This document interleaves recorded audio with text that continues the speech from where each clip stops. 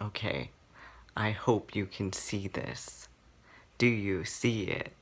There's like a little, like, thing edge to this little piece of my finger, and it doesn't look attached. Well, it might not look very noticeable, but let me tell you, fingertips pour out a lot of blood. Hey friends! If we haven't met yet, my name is River, and today I'm going to tell you how I almost sliced off my fingertip in art school with this. Oh no! Some of you might be thinking, hey, maybe it was worth it to make a cool art project. No, this is what I was making. What is this? Like, what the hell? Actually, I made this, and I don't know what it is. This was a required project. If you know what mat board is, like this stuff, you can see it's fairly thick. And yes, I know this looks terrible. You'll see why I did not want to do this well. The mat board is so thick that you have to slice it over and over again to get a clean cut with an X-Acto knife. Normal people would use like a box cutter or something that's like hefty, just slice right through it, but no, we were required to use an X-Acto, and every single cut that you see on this box had to be sliced at least like 5 or more times in order to actually cut through it. Yep. Basically everyone ended up slicing off their fingers and hands and thumbs throughout the entirety of this project. I was the first victim of the X-Acto knife slaughterfest. Flashback to my freshman year. It was an 8 a.m. class on a Wednesday, and as a night owl, you probably do not want to be wielding a very sharp razor at 8 a.m. in the morning. But there I was, cutting a piece of mat board in order to make this thing, which is basically a shitstorm of a sculpture, until suddenly... oh. Ah! My finger! Is probably what you thought I did, but in classic River style, this is what actually happened. Oh. I wonder if anyone has even noticed. Better walk over the sink and not drip it onto the floor. Wait, whoa, whoa!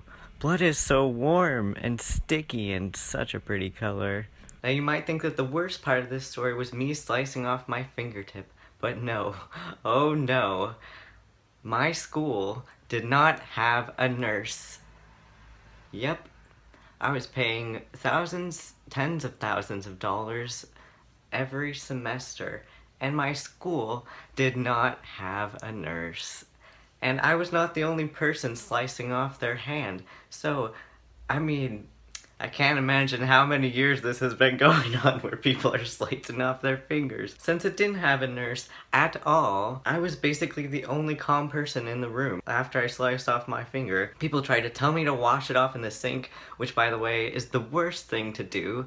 You can get bacteria in it, and it can also extend the wound even more and make it bleed even more profusely.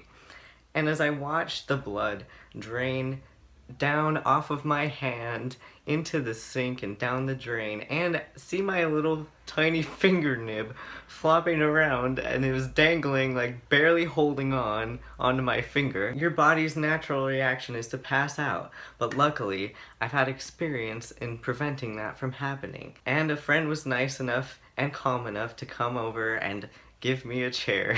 Shout out to you, Devon. My teacher brought over a paper towel so that for the next hour or so, I could hold on to my fingertip, keeping it on my finger with said paper towel.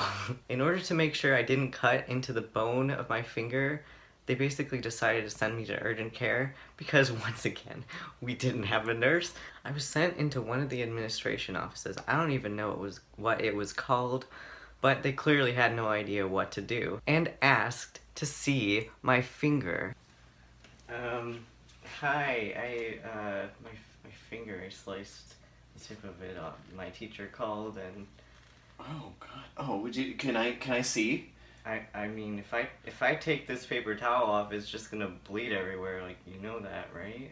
Well, it's okay, I just want to see. I mean...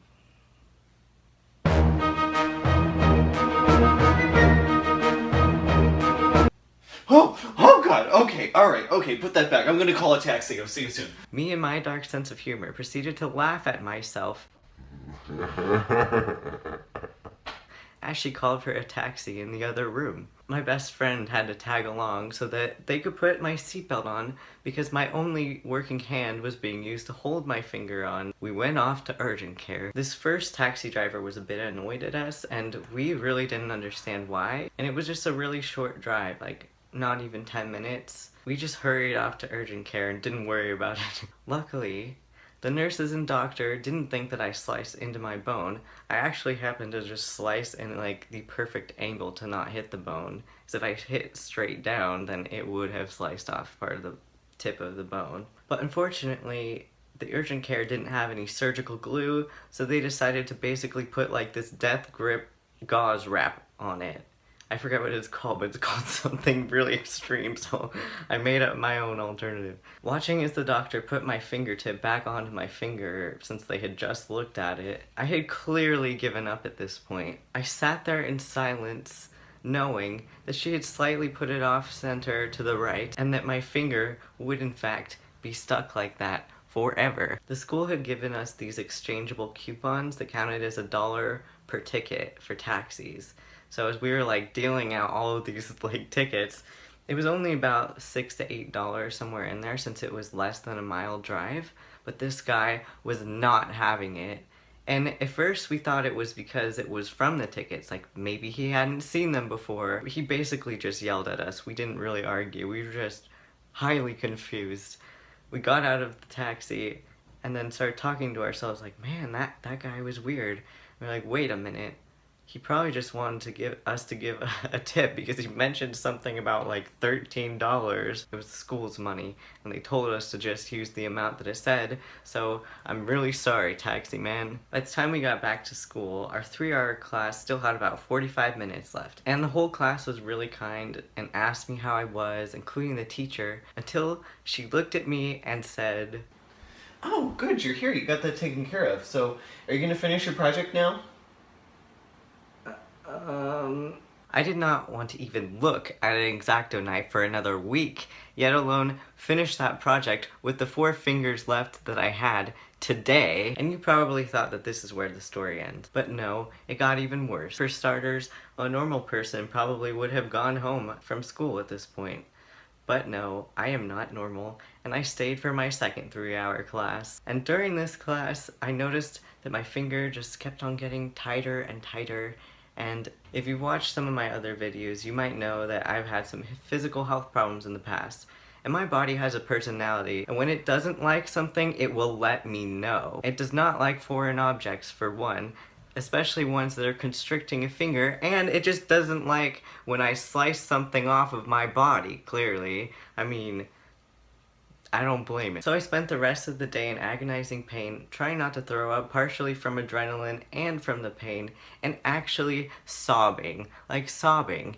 And I honestly can't remember the last time I cried from pain. I've built up a pain tolerance for like years on years of like extreme pain every day, but no, for some reason this finger, it's just a finger, it just made me bawl in pain, apparently. It landed me back at the ER where, of course, some perfect-looking doctor saw this hot mess and had me soak my crusty finger in one of those nasty, like, pink fluid-holding bowls. You know what I'm talking about. Until he came back to super glue it together, and it was still stuck in the wrong place.